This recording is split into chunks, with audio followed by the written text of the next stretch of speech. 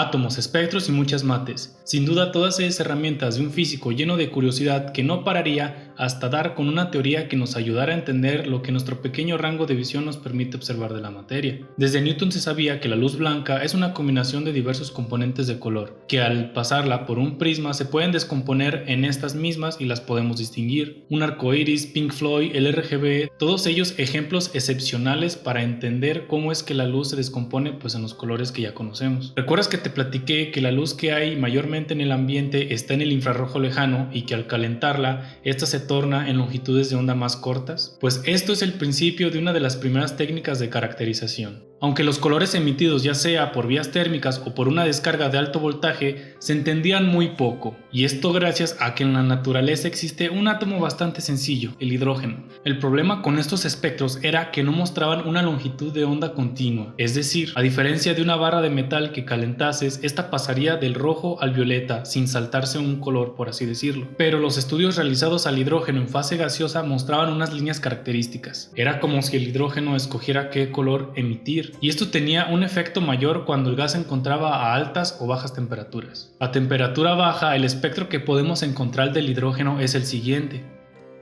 y a temperaturas altas, el espectro que podemos encontrar del hidrógeno es este.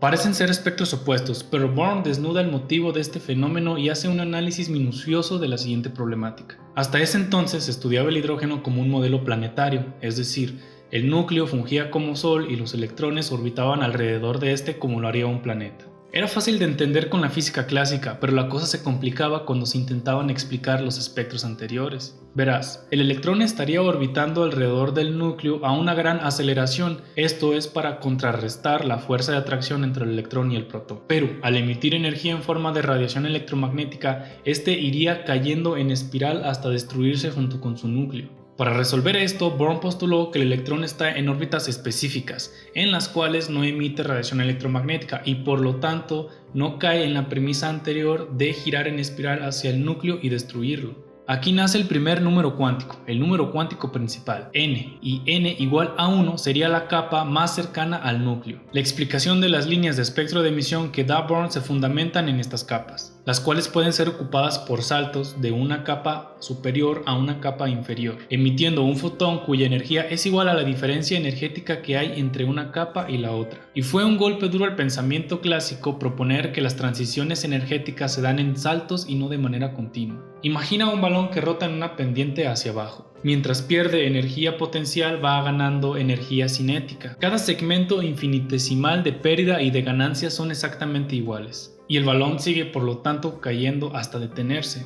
Pero la propuesta de Planck de que la energía está cuantizada nos hace pensar que el balón va cayendo y va apareciendo en lugares específicos, es como si estuviera dando saltos. Otro aporte importante es la ecuación de Rydberg. Este modelo empírico nos permite saber las líneas de espectro de emisión del hidrógeno, puesto que es un átomo sencillo, pero para átomos más pesados la cosa empieza a complicarse y la ecuación de Rydberg ya no da resultados correctos. Ahora daremos un vistazo a la ecuación y haremos un análisis profundo.